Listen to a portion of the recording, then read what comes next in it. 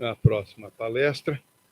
Tenho o prazer aí de apresentar o professor Danilo Ferreira de Souza, com a palestra Uma Análise das Mortes por Raios no Brasil, 2010-2020. Danilo é graduado em Engenharia Elétrica pela Universidade Federal de Mato Grosso, é mestre e doutorando em Energia pelo Instituto de Energia e Ambiente, da USP, nós estamos, é professor adjunto na Universidade Federal de Mato Grosso, membro dos comitês técnicos da ABNT, pelo COBEI, da CE 641, que é da NBR 5410, e da CE 6410, que é a comissão autora aí da NBR 5419. Danilo, é contigo.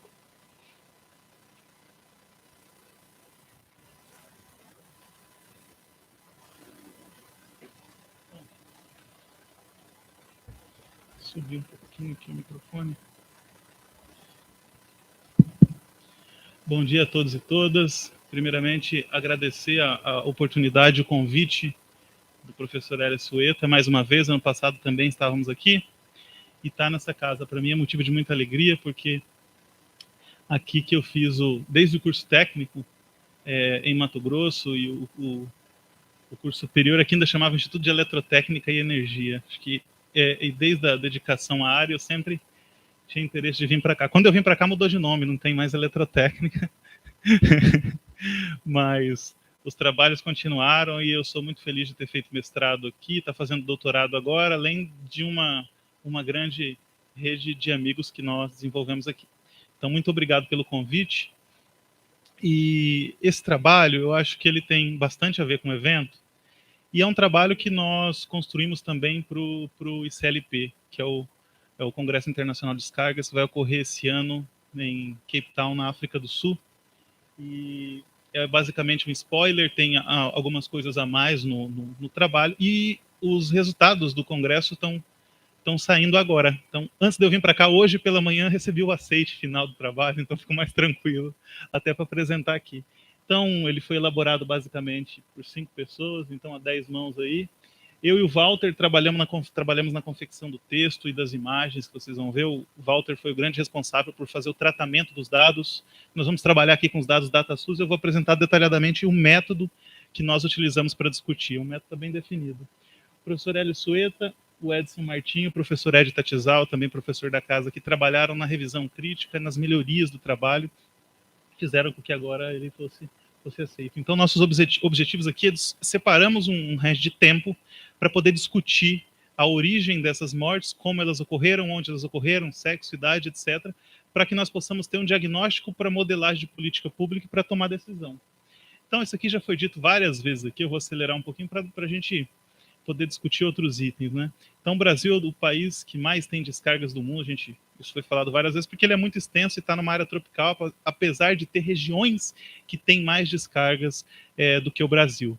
E a questão não é só essa. A questão, acho que foi dito aqui pelo professor Morales, eu trouxe só um print de um paper publicado na Science recentemente. É um paper tem bastante dados, mas ele mescla um pouco a comunicação científica, como um dos papers da Nature e da Science. Então, basicamente, foi analisado nos Estados Unidos nos últimos anos referente ao aquecimento global. Então, houve um aumento de descargas atmosféricas em torno de 12,5%. Houve um aumento, né? Isso já está dado. E a causa muito bem definida, que são as mudanças climáticas. Mas o paper aponta, segundo algumas medidas, para um aumento ainda maior no trópico. Né? Claro, eles dedicaram o foco aos Estados Unidos, mas nas regiões tropicais, e é basicamente onde nós estamos, né? Somos o maior país do mundo em uma região tropical, esse aumento vai ser mais acentuado. Tá? Então, ele está ocorrendo, vai ocorrer mais e vai ser acentuado. Então, por isso, essa discussão aqui é bastante importante da proteção de pessoas, a proteção das edificações, a discussão da proteção dos equipamentos eletrônicos. Tá? Apesar de que, felizmente, o Carlos mostrou ontem aqui, e eu achei muito legal a discussão, que na base populacional, o número de mortes tem reduzido. Então, os meus dados corroboram aqui com os dados do Carlos também, que trabalhou com os dados do DataSUS. Bom, isso aqui a gente já falou várias vezes, a nossa norma traz o S1, S2, S3, S4, E uma pessoa, quando é atingida diretamente por uma descarga, a chance de vida dela é praticamente nula. E o Hélio trouxe muito bem no gráfico dele, mostrou que são diversas as fontes. Então a pessoa normalmente não é atingida direta, né? Tem tensão de passo, energização de uma massa metálica, então tensão de toque um pouco distante do momento, do local onde ocorreu a descarga, ou seja, tem a força e o impulso do deslocamento do ar que pode jogar o indivíduo a alguns metros de distância. O Sérgio Santos acabou de falar da torre, foi a 300 metros a descarga e feriu o operador, então não foi uma pessoa atingida diretamente pela descarga, essa não teria possibilidade, provavelmente, quase nenhuma de sobrevivência. Então, quando a gente fala dos mortos, e aí foi colocado aqui 80%, 90% das pessoas se salvam, é porque não foram atingidas diretamente, né? Então, o nosso trabalho, ele envolve os dados do DataSUS, e o DataSUS tem diversas possibilidades de coleta de dados. Então, na perspectiva do método, nós temos que restringir e dizer claramente o que estamos fazendo. Nós estamos tratando aqui só das mortes, não que seja pouco, mas que pessoas que sobreviveram é uma outra base de dados também do Departamento de Informática do SUS, e essa nós não estamos trabalhando nesse paper, isso é objeto do próximo trabalho. Assim como nós não estamos trabalhando aqui com os feridos e as causas secundárias. Então, por exemplo, é muito tranquilo isso no caso de choque. Mas imagine um trabalhador em cima de um andaime e próximo dele teve uma descarga atmosférica. E ele caiu do andaime, veio a óbito. Então, isso vai ser catalogado como motivo primário a queda. Motivo secundário, por exemplo, a descarga. Ou a gente pode inverter isso. Mas a questão é, o que causou a morte dele foi a descarga. Mas no laudo, se muito bem definido, na declaração de óbito, vai estar a descarga atmosférica também como uma das causas. Mas isso não entra nessa base de dados. Nessa base de dados está apenas o que foi a causa direta. Então, nós já mapeamos, inclusive, a continuidade disso nos próximos trabalhos aí, para os próximos ICLP e CIPDA. Bom, dado isso, quando o indivíduo morre, imagine que foi numa área rural ou numa área qualquer, nós trabalhamos um fluxo aqui para entender melhor. Então, nós temos o corpo, se já foi detectada a morte ali, normalmente chama ambulância, detectada a morte chama um Instituto Médico Legal, no caso brasileiro, nós estamos restringindo ao Brasil. O Instituto Médico Legal leva o corpo para fazer perícia, que se inicia já no local. No caso brasileiro, quem pode decretar a morte é apenas um médico legista. E no Instituto Médico Legal é preenchida a declaração de óbito, onde é a nossa fonte de informação. Então, em todos os estados brasileiros isso ocorre. Essa declaração é enviada para a Secretaria Municipal de Saúde, o município onde ocorreu. Esse município precisa ter os dados, mas ele é enviado para a Secretaria Estadual. E a Secretaria Estadual que deve enviar esses dados hoje de forma digital para o Departamento de Informática do SUS. Antes eram folhas, uma verde, uma vermelha, uma azul, e cada uma ia para um local. Agora está tudo digital. A declaração de óbito vai para a família. A família é responsável por levar no cartório e depois da declaração ter aí o atestado de óbito, enquanto o corpo já pode ir para o cemitério, para o crematório, etc. Então, basicamente, esse é o fluxo, né? É claro, quando vai para o hospital, esse fluxo muda. E depois do hospital pode ter o óbito ou não. Então, esses dados nós não trabalhamos disso, somente os de óbito, e você pode ter óbito que foi para o hospital. O fluxo muda um pouco, mas esses dados já estão na nossa análise. Okay? Avançando um pouco mais, no caso da morte para os raios, no CID, que é o Código Internacional de Doenças, nós já temos o CID-11, ele vai ser implantado, está sendo, né?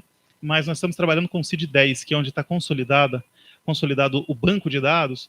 Então, nós fazemos o download disso no Departamento de Informática do SUS, é um pouco trabalhoso, mas esse é o nosso trabalho, para fazer o download, para tratar os dados depois. Então, não é basicamente intuitivo, não está lá prontinho para você clicar e selecionar o que quer. Você tem que fazer a sua interface para isso, né? Então, nós pegamos aqui toda a coletânea de CID de vítimas de raios, que é separado por local, e quando não tem local é ruim, porque nós perdemos uma das fontes aí de dados já, quer dizer, nós não sabemos onde o indivíduo veio a óbito, né? E, basicamente, para apresentar melhor o fluxo do nosso trabalho. Então, discutimos a origem dos dados, posteriormente nós fazemos o download e a estratificação, a mineração dos dados, carregamos os dados e aí fizemos a separação na análise de dados. Então, nós fizemos algumas separações para apresentar esse trabalho aqui no CLP. A data da morte, a região, o local, a idade, o sexo e o local de acidente, se o acidente foi no trabalho ou não. Essa é uma discussão que nós estamos tentando começar a elaborar, né? Depois, um teste de reprodutibilidade, análise dos dados e discussão, plotagem final. Bom, nós trabalhamos de 2010 a 2020. Nós temos dados desde 2016, até falei isso com o Carlos, a DataSUS está fornecendo até 2016, se não me engano. Então, nós temos uma base de dados significativa, não tão grande quanto o Sérgio apresentou, que agora os Estados Unidos, não me lembro, desde 1940. Né? E ter dados para poder discutir é fundamental, é essencial. Né? Ontem o colega Morales falou, e quando a gente ainda tem que ter solicitado. Né? Então, é uma sequência de itens. Mas, no caso brasileiro, as mortes são um pouco aleatórias, então não tem tanto uma forma de onda muito bem definida, mas, como o Carlos disse ontem, se a gente plotar aqui uma regressão para mostrar uma média, elas estão diminuindo. Tá? Então, tem ano que cresce, tem ano que diminui 8%, tem ano que cresce, mas no período de 2010 a 2020, nossa análise apontou para uma redução de 21,3%. Agora, o Carlos fez algo bastante interessante ontem aqui, né? Já a ideia para continuidade do paper para publicar numa revista. Vai estar lá os agradecimentos, Carlos. Que é o seguinte, isso é bastante importante, eu sempre pratico isso com a minha avó. Discutir os dados numa perspectiva da base. O Carlos, o que ele trouxe? É muito comum, uma das nossas citações, quem tem discutido isso muito é o INPE, eles tratam da morte por milhão de habitantes. É o que importa. Porque em determinados locais, isso depende da população. Então, por exemplo, a população brasileira foi aumentando. Então, essa queda foi maior ainda. Ou seja, o Carlos mostrou ontem aqui que não só diminuiu um pouco, mas com o aumento da população a queda foi maior. E é esse o dado que importa. Muitas vezes nós somos enganados pela estatística. Então, observa, eu falei na minha avó porque eu brinco com ela em algumas coisas. Eu pergunto para ela, ela vê muito a violência no Rio de Janeiro, né? Quando eu falo que eu vou para o Rio de Janeiro, nossa, cuidado, muito perigoso. Ela está influenciada efetivamente pela mídia, porque está sempre vendo notícias do Rio de Janeiro, né? Eu sou de Cuiabá, Mato Grosso, e lá nós vemos notícias do Rio de Janeiro e de São Paulo aqui, né? Comandante Hamilton me dá imagens da Atena falando aqui de São Paulo. Mas mesmo a gente tanto longe, vemos notícias aqui de São Paulo, principalmente do Rio. Então, se eu perguntar para ela, e eu até experimentei esse teste, perguntar para outras pessoas, qual é a capital mais violenta do Brasil? Façam esse teste. Vão responder para vocês diversas que estão longe de ser. O Rio de Janeiro, na última vez que eu olhei no mapa da violência, que traz o número de mortes violentas por 100 mil habitantes, que foi o que o Carlos fez, trouxe para uma base padronizada, o Rio estava ali em torno de 30. E onde eu moro, Cuiabá estava perto de 40. São Paulo estava com 9, estava bem abaixo do Rio. Né? Tem que ver esses dados. Deixa eu olhar 2017, isso deve ter mudado um pouco.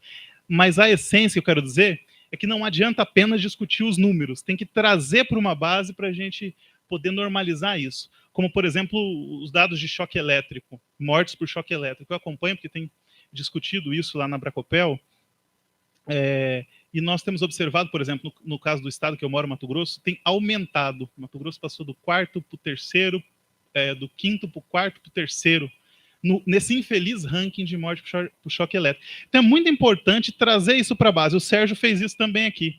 Mostrou que Cuba está em primeiro lugar. Por quê? Porque é importante nós trazermos para uma base de dados comum. É como a gente discutir, por exemplo, os acidentes de trânsito. Muitas vezes somos levados a acreditar que o principal motivo de acidente no trânsito é o álcool. E ninguém vai incentivar ninguém a beber aqui, é evidente, e dirigir. Isso é um equívoco. Mas quando você olha, ele está lá em terceiro com um número infinitamente menor do que os outros primeiros, e o principal é a desatenção. Então, qual é a discussão aqui? Para que nós estamos trazendo esse dado? Na perspectiva de modelar política pública, de dizer, por exemplo, quem é a possível vítima de um acidente de descarga atmosférica ou de choque elétrico, para que nós possamos conseguir chegar nessas pessoas. Eu vou explicar melhor à frente. Então, basicamente, aqui, nós estamos observando que é um pouco aleatório, mas tem diminuído, e tem diminuído por iniciativas como essa que nós acabamos de apresentar aqui. Nós estamos fazendo um informativo, nós estamos fazendo esse evento, as normas estão melhorando, e temos que sensibilizar mais a população e o poder público. Nós queríamos mostrar quem é que morre, qual é o sexo, qual é a idade. Né? Então, fizemos esse gráfico. Então, o revisor gostou. Você falou, que gráfico legal. Então, acho que o revisor normalmente faz a crítica, né? A gente tenta achar lá alguma coisa para ficar alegre. Gostou desse gráfico? Já foi dito aqui, quem morre por descarga atmosférica, majoritariamente são os homens. E não só, né? Eu ministro aula também no curso de Engenharia de Segurança do Trabalho, e os acidentes de trabalho, eles ocorrem majoritariamente com os homens. Será que seria porque as mulheres são mais atenciosas e não ocorre acidente? De modo geral, é o tipo de risco a que se está exposto e onde ocorre. Então, de modo geral, grande parte dos acidentes são na fazenda e os trabalhos são predominantemente masculinos. Essa divisão social do trabalho, sexual do trabalho. Mas dentro das residências também ocorre muito algo que não é intuitivo. Muitas das mortes, segundo o DataSUS por descarga atmosférica, ocorreram dentro das residências. O médico legista disse isso na declaração de óbito. Sabendo ainda que muitas vezes, perceba, tá o Cláudio aí, né? Falou bastante aí das chuvas. Bom, tá tendo uma tempestade, descarga atmosférica, e o indivíduo está lá com o fone de ouvido dele, né? Então teve uma descarga, acoplou, entrou ali, os DPS não seguraram tudo e chegou lá até o indivíduo. Isso aconteceu recentemente até no meu estado, e veja que não é tão claro que foi uma descarga atmosférica para o médico legista. Percebe que tem que ter uma apuração. Então, mesmo assim, nós sabemos que muitas das declarações só de choque elétrico pode ter sido, por exemplo, uma descarga atmosférica, ou outras que não estão tão claro. Claro que se foi em campo aberto, no dia de chuva, todo mundo sabe. Mas em alguns locais, isso não é tão intuitivo. Então, nós observamos o seguinte, até uma certa regularidade, né? Tivemos muito poucos dados não informados, e nesses de 2010 a 2020, nós integralizamos 781 mortes oficiais no Departamento de Informática do Sistema Único de Saúde referente a raios, ok? Nós observamos que a maior parte das mortes são efetivamente na idade de trabalho e na idade de maior produtividade do trabalho, entre os 50 e 59 anos e desde os 20. Então se concentra se nós, e isso é uma coisa interessante que não é só mostrar o dado. Então, se nós queremos chegar nessas pessoas, e nós queremos chegar com informação nessas pessoas, então quando você está lá no... Cadê o Jobson? Quando o Jobson está lá no celular dele, então vai chegar propaganda de vinho Carmenere, 20 anos, Merlot. Por quê? Porque já sabe que ele consome esse tipo de vinho. Já sabe, né? Sabe a idade dele. Você trabalha com descarga atmosférica, tem entre 25 e 35 anos, gosta de... Pô, foi feita para mim a propaganda, né? A gente sabe agora do Google AdSense que é muito fácil, e quando você busca qualquer coisa na internet, depois você é bombardeado por essas informações. Então, do ponto de vista do que nós podemos fazer com esses dados, nós conseguimos aqui agora, o Walter também já está trabalhando nisso, em trabalhar com algoritmo de inteligência artificial para a gente chegar nessas pessoas. Quem é a provável vítima de tal tipo de acidente? Claro, nós estamos preocupados com choque elétrico, incêndio por sobrecarga, descargas atmosféricas. Mas a gente consegue, dado ao perfil, por exemplo, aqui nós temos o sexo que nós vamos focar. Nós temos aqui um perfil de idade. Não é que não devemos focar no outro, é que, por exemplo, é muito mais provável que uma mulher em uma determinada idade tenha câncer de mama do que um homem. É muito mais provável. O homem pode ter também. Então, você, quando define e modela uma política pública para chegar nesses indivíduos, você tem que escolher ali onde é que você vai investir para otimizar a aplicação e salvar o máximo de vidas possíveis, né? Então, basicamente, a gente está colocando esse diagnóstico, a quantidade de pessoas. Basicamente, essa é a idade. Infelizmente, nós temos uma morte ainda de muitas crianças e idosos pela desinformação e muitas vezes pela velocidade e a dificuldade de sair de um local aberto, né? Agora, onde essas mortes ocorrem, segundo o DataSUS, né? O Walter colocou aqui até um bonequinho triste, porque, infelizmente, ainda as declarações de óbito têm déficits, né? Que precisam ser superados para que a gente possa ter informação. Mas grande parte das mortes, significa 37%, não tinha um local especificado. Isso para a gente que trabalha com descargas atmosféricas é muito ruim. A gente suspeita, a gente imagina, mas eu não tenho como simplesmente, até poderia pegar isso aqui e redistribuir igualmente nos outros. Não resolveria o problema, mas é uma forma de se ter ideia, né? Então é algo que precisa melhorar. Nas fazendas nós já sabemos,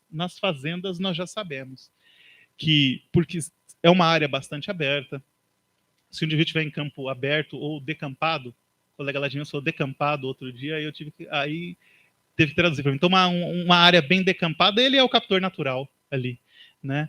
E basicamente nas proximidades de árvores e de outros elementos.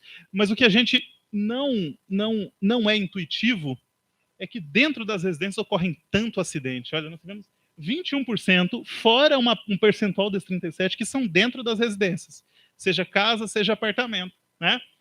E olha só, o paradigma que até certo tempo atrás, isso está gravado aqui, né?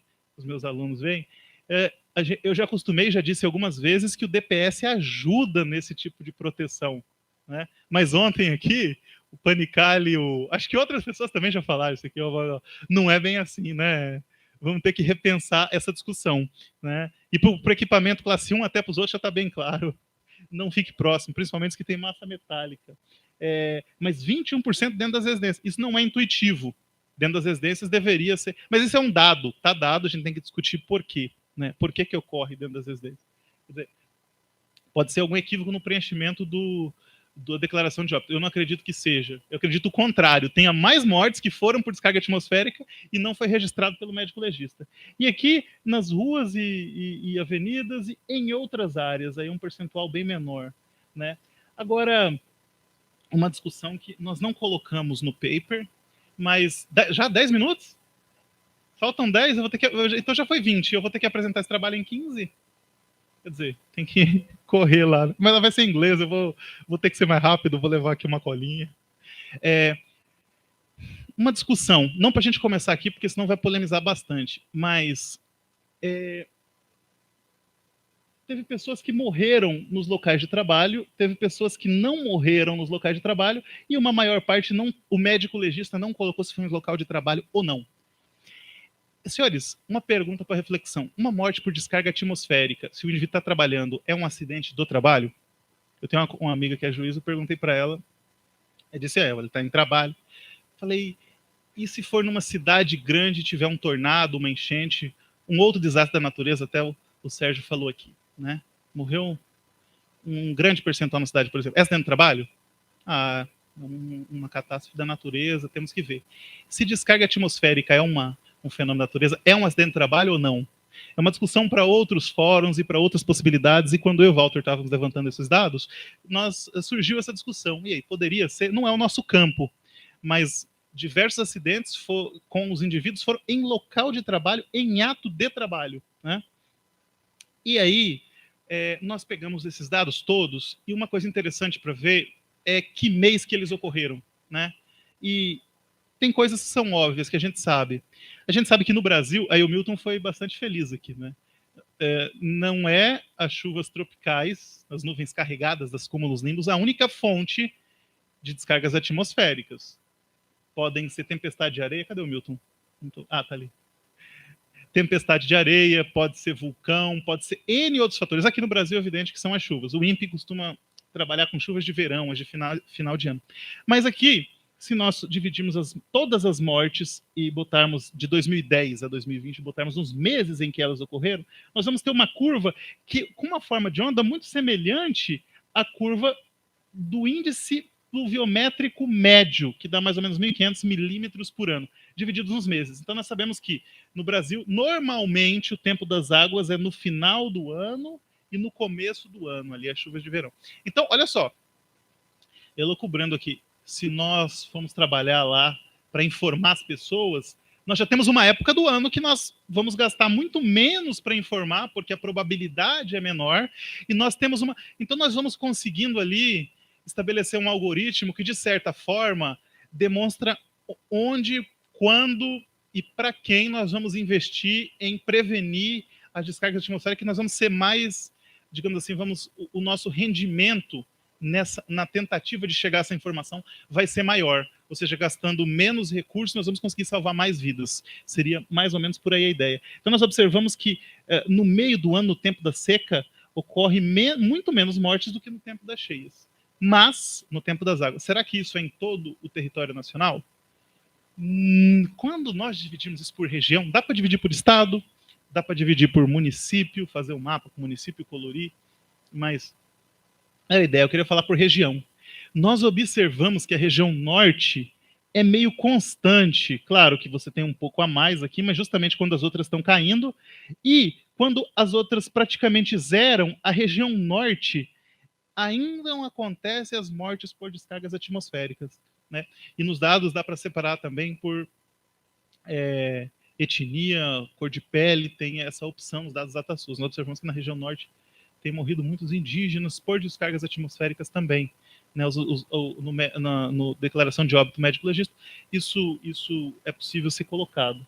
Então, nós sabemos, inclusive, onde, por exemplo, se nós formos trabalhar com esses avisos, com esses informes, da forma que for, onde nós, na época em que menos chove, em outras partes do Brasil, continua a chover em parte e continua a ter descarga na região norte, e nós temos que continuar informando. Então, fundamentalmente, essa ideia de discussão que eu estou trazendo aqui é para que a gente possa conhecer melhor os dados. Tem muito a ser feito, são os dados oficiais do DataSUS, quer dizer, e os nossos dados, eles estão em aproximadamente 12% menor do que os dados do INPE. Então, nós consultamos o INPE. O INPE usa parte também do DataSUS, nós consultamos por e-mail, e parte de outras fontes também. Então, não sei bem dizer, porque nossa conversa não foi tão clara, mas nós trabalhamos aqui só com os dados do DataSUS. Da Bracopel, que é os dados que nós trabalhamos também, são fontes de notícias de informativo de jornal, né? Então, são interessantes, são bastante confiáveis, mas aqui é uma outra fonte, então nós não misturamos essa discussão. Mas aqui, a ideia desse trabalho é demonstrar de onde vêm as mortes, onde elas ocorrem, para que nós possamos, à frente, saber onde chegar e saber o indivíduo. No caso do choque elétrico, nós também estamos fazendo essa análise, quer dizer, quem é o indivíduo mais provável que aconteça choque elétrico. Então, nós observamos, por exemplo, que na distribuição de energia, não quero fugir do assunto, mas na distribuição, existe uma quantidade elevadíssima de acidentes em dias de chuva, mas não porque muda a resistência do contato, por N motivo, mas porque nós chegamos à conclusão que a redistribuição aérea e os acidentes com a redistribuição aérea aumentam nessa época. E nas outras épocas ocorrem, principalmente na distribuição, pelos trabalhadores que estão trabalhando em proximidade. Então, nós já estamos conseguindo definir mais claramente quem são as vítimas, para que a gente possa ser mais cirúrgico em chegar nessas possíveis vítimas, para com menos conseguir reduzir as vítimas desse tipo de acidente. Então, a ideia é caminhar para isso.